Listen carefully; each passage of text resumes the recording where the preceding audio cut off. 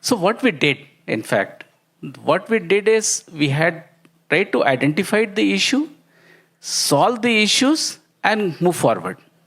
It's not that we keep on waiting and trying to refine it for the 100% accuracy. Policy will never have a 100% accuracy. That's my take. The moment it used to reach somewhere around 85% to 90% of acceptability, we used to say that it's a time to roll it out. Let us experiment it. If there's something goes wrong, probably we'll have the time to correct it as well. And this is how probably we'll have to move forward as well. Amit has also joined in, and I think we used to. I used to disturb him a lot during that policy making, and he was one of the person who used to legally support me. That okay, go ahead, Ghanshyam. Anything happens in the legal aspect of it, I'll try to take care of those aspects as well. And I also welcome the panelists on the stage, Mr. Chintan Shah, Group President for Strategic Business Development, Renew. Shri Sameer Chandra Saxena, Director, Market Operation, Grid Controller of India Limited. Ms. Anne Jose, Fellow, Prayas Energy Group. Mr. Amit Kapoor, Joint Managing Partner, JSA Advocates and NAM Solicitors. Dr. Shaurya Kaushal, Co-Founder, Pranos Fusion. So before we begin with the session, as we are now accustomed to the questions on the screen, we will again have that round. So we'd like to pose a few questions to the audience. Can we have the scanner on the screen? And you've got, most is energy storage. So clearly something that is everybody is thinking about is energy storage being the main integration priority. Maybe Mr. Prasad might disagree, but he's not here right now. And we have reviving gas-based facilities. Okay, we have some colleagues from GE who've been telling us that we should be doing it. Sorry, Arun and co. I guess that's not happening. And there is, what's the last one again? Flexibilizing coal fleet. Okay, that's a bit of a disappointment that only 3 people or a very small share think that. But anyway, that's good. We can move to maybe the next question. So we have a sense of the mood in the audience. They want to talk about storage. We sort of guide it towards, and what is the best way to increase RE offtake? Very glibly posed question, but let's see. Is okay, long-term contracts, RE developer there. Short and medium-term markets, merchant capacity. Great. So I guess everybody is moving towards sort of this flexible option of short and medium-term capacity, medium-term markets to basically help integrate more RE. So the audience already understands the issue that I think we want to discuss in today's session. But nevertheless, I think we have with us a stellar panel. I know some of you have actually stayed back to listen to some of the folks on this panel. But please do stay on for the next as well. We've got an equally exciting one after. But the good part is we don't have to worry too much about keeping you guys on your toes, because this group will certainly do that. So Amit, I promised you that we're going to start with you after Mr. Prasad's last remark that amendments in the RE Act, in the Electricity Act, aren't needed to enable any further integration. So maybe you want to expound on what do you feel, because we constantly keep coming back to, whether it's a RE specific act that's required, whether it is, a sea change in the way we are seeing the sector. So given, you've seen pretty much the 22 years of evolution since the Electricity Act, what do you think is it that India should prioritize next? Because previous bills and drafts have just been there, and then they've kind of been recirculated after a few years with probably not too much change. Having been behind the scenes, what do you feel is that big regulatory change that could unlock the way we see the sector's growth, Amit? So your question already has 2 elements to it. Legislative Sure. change and regulatory change. Yes. I'd prioritize regulatory over legislative. Legislative, okay. Because legislative change is going to give you a structure, a framework. It will not necessarily give you decision making, which is closer home in trying to drive solutions and answers.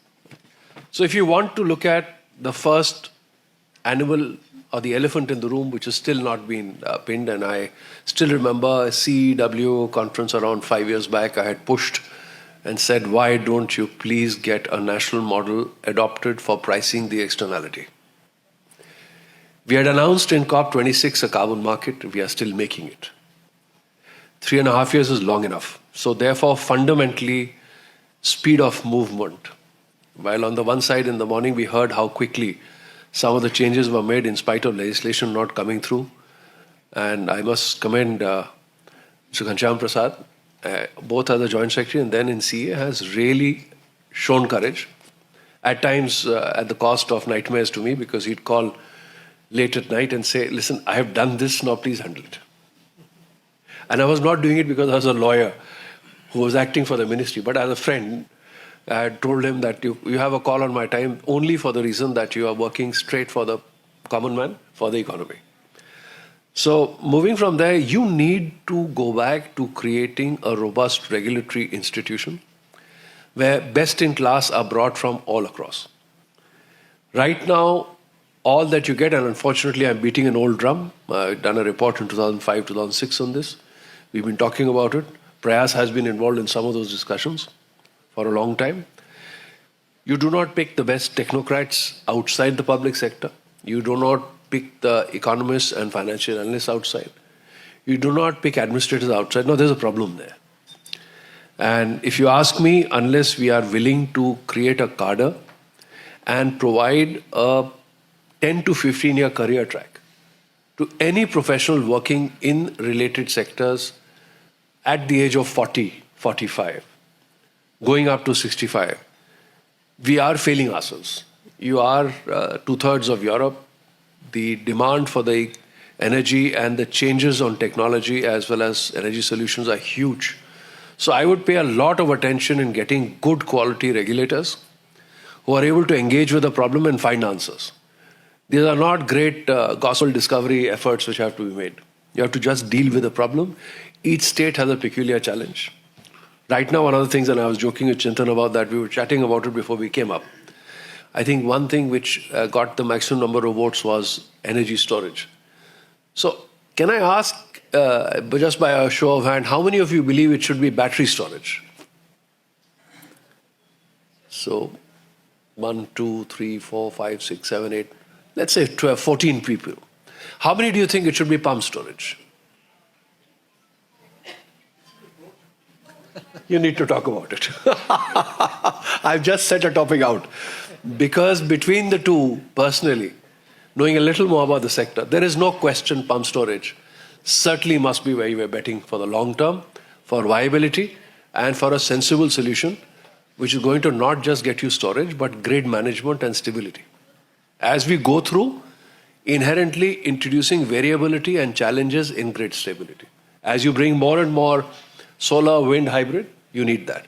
Now, why I say we need regulators of that nature is, give you one example, and I'll move off because there are so many of us, and I'm sure there are interesting thoughts I'd love to hear from others. Is, for example, we are trying very hard to promote renewable energy. We have moved from feed-in tariff to a stage where we are at least giving them open access to the grid without charging. We are giving them a waiver on cross-subsidy surcharge, digital surcharge. But unfortunately, the moment the CUF goes beyond 30%, we penalize them whole scale. Simple issue, you have asked for hybrid. Inherently, hybrid must have a CUF higher than 30. If you want hybrid and you are introducing efficiencies, could we not use a simple sliding scale? Up to 30% CUF, 100% waiver, 50 to 40, 50%, beyond 40 maybe 25, up to 40, 45, and then. Why would we lose the advantage? What is the incentive you set? That please keep it below 29.9 the moment CUF goes to 31, which is more efficient, cheaper, better for the system, they'll get penalized. I'm amazed that no regulator thinks of it. Why do we have a forum of regulators? Can't they find a solution? So therefore, I am saying that we need a regulatory institution which is vibrant, which is reaching out, understanding and finding solutions which are closer home. No point adopting a US model or a French or an American model or a European model. We have our own solutions, we have our own challenges. So therefore, I would pay far higher attention to robustness and engagement of the regulatory institution. That to me is very critical. And that is one of the reasons why we are facing a lot of problems in the sector today.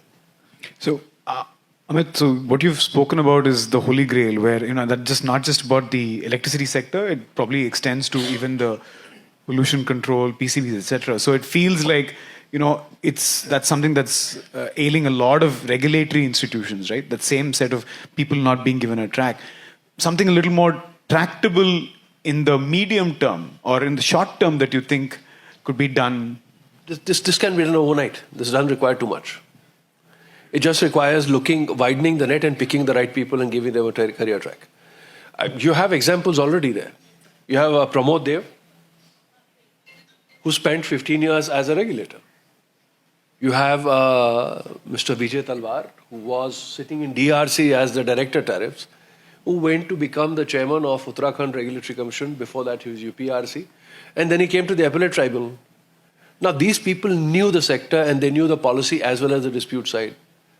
Before you started discussing a problem, they would be out with solutions. And that's what you need. And that is not rocket science. We have many, many good professionals out there. We just need to get a system which is tuned to picking the right people and getting them in. So, and that's not rocket science, not going to take decades to do, but moving on. Sure. In terms of short-termism, another problem I'll place to you, we are talking about the grid today, right? Why is it that over the last 10 years, starting from 2015 till date, there are 11 regulations framed by CRC? All 11 govern the grid. If you have 11 instruments governing the grid, there are bound to be conflicts. They are bound to create confusion. And therefore, they will give opportunities for people to game. When you went and replaced the 2010 grid code by a 23, could that exercise not have subsumed everything else? Because that grid code actually, IGC, subsumes within it safety, operations and commercials. So therefore there's a need for a deep thought on that. And every time you do such stuff like this. So that's another one. And I have raised this with CRC, I've raised it with the forum regulators 6 months back. That for God's sake, now that you have it on the table and every other dispute landing in the courts is about grid, is about mismatch between the generation capacity and evacuation, it's about allocation and squatting. Can you please resolve it? Because you don't want to introduce those elements which are going to mar the whole system, which is going up very well. It is actually the lifeline today.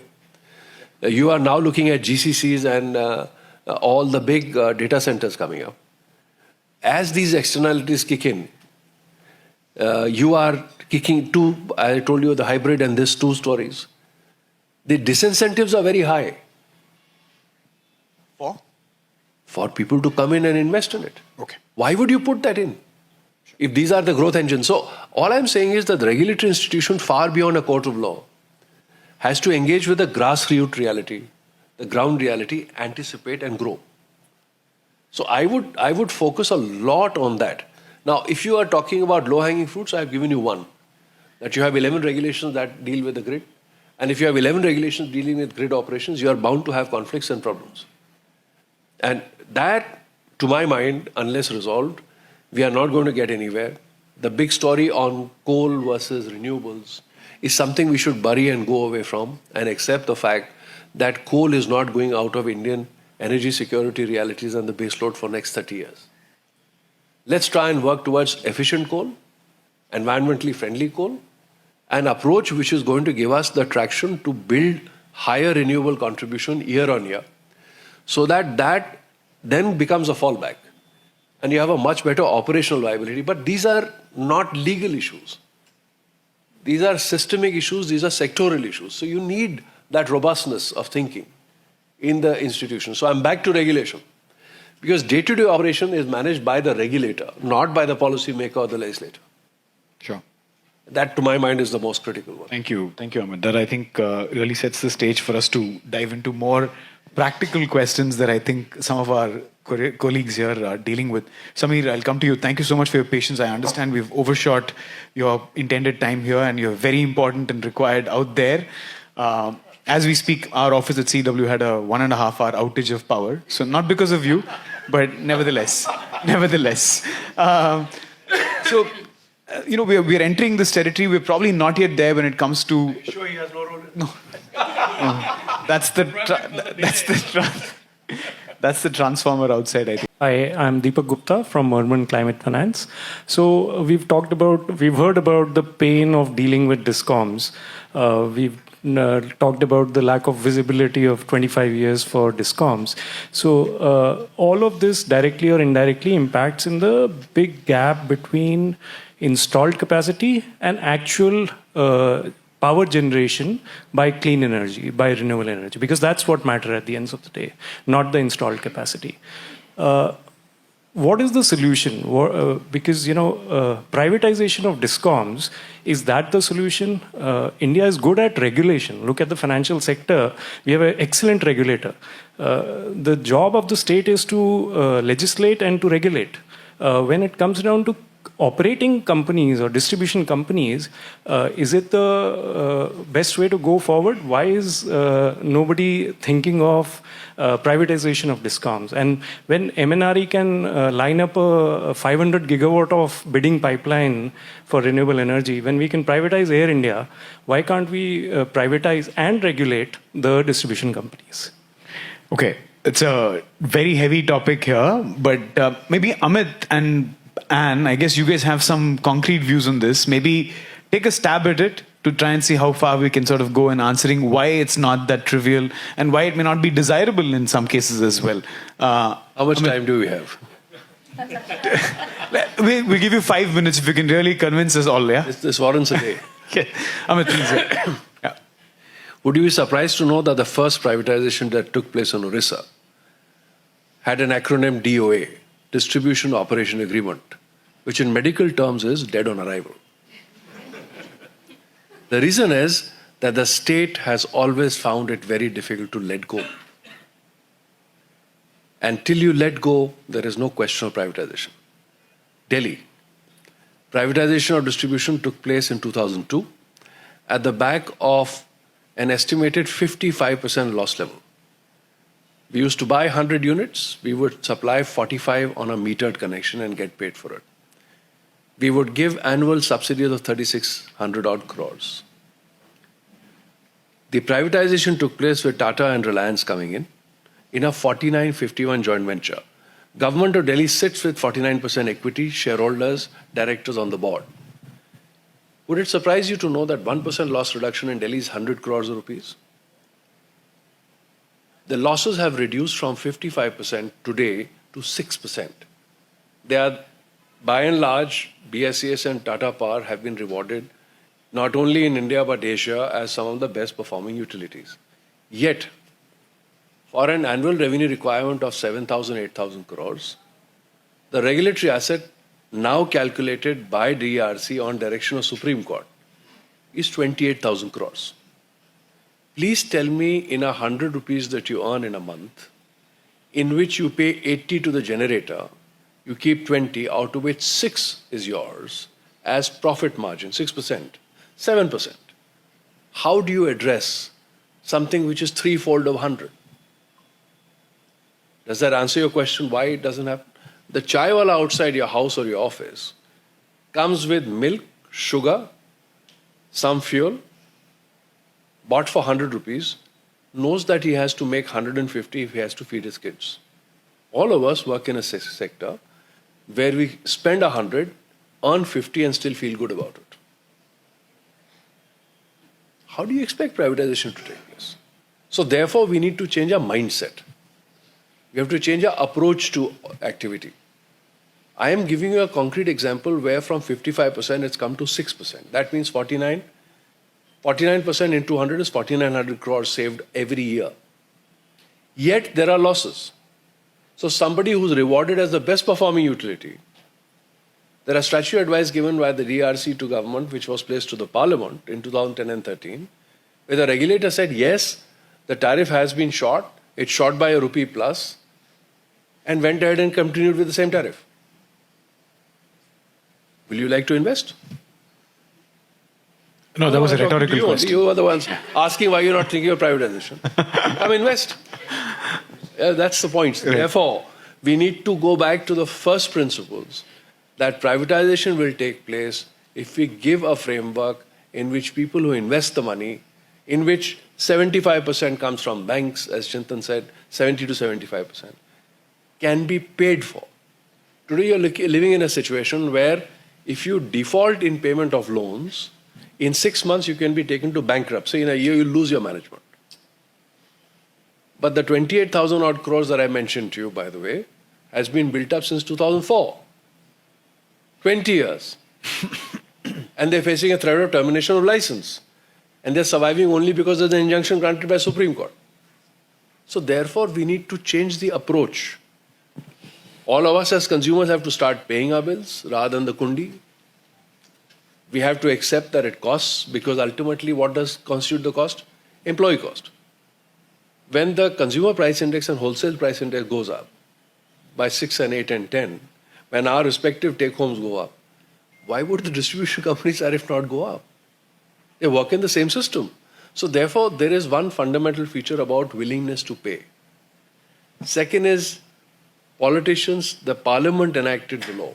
Mr. Vajpayee's government then, as the Prime Minister, had convened all the states to come together, talk about a national baseline for reform, where privatization as also the restructuring and regulation were a part of that agenda. This act came as a consequence of that. From then to now, when the Montague Singh Ahluwalia bailout package came, India used to incur losses, and we had an accumulated unpaid dues to CPSUs of 42,000 crores. Today, annualized losses that we incur is over 1.5 lakh crores. Now, how do you survive in that system? So therefore, we need to change that dramatically. What Mr. Ghanshyam Prasad talked in the morning, they are still working at it and finding solutions. So the LPSC rule that became a big bugbear for all IPPs, where money was owed by the distribution companies, came at the back of the fact that the states who are announcing subsidies not paying. In the whole value chain, the most bankrupt entity is the one who collects the money and gives it back. That's the DISCOM. I think you made a very convincing Structural argument. flaws. Yep. I think less than You have 5 the day minutes. now? Absolutely, absolutely. I mean, You have the day or 5 minutes over? no, you don't have the day. But I mean, I think Amit has answered a lot of the questions that, I think go through a lot of our minds as to why is privatization not that easy. Clearly, it hasn't worked. And I know early research from Prayas in many years ago also concluded very similar things with regard to Mumbai, for instance, the competition, for instance, that happens there. And you wanted to weigh in very briefly on the question that was I posed. wish Yeah. I got 5 minutes as well. No, you won't get 5. Maybe less than that. Yeah, less than that. But I actually wanted to compliment a little bit of what you were saying and speak more to what can be expected for the future, because that was the second part of your question.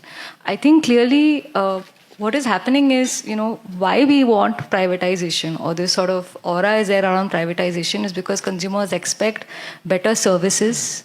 You're treated as a customer. Customer service is much better, when it especially comes to urban private entities. There's this notion that there'll be increased investment, especially in the networks. And also looking at competitive tariffs. Tariffs might be competitive, supply quality is better, etc.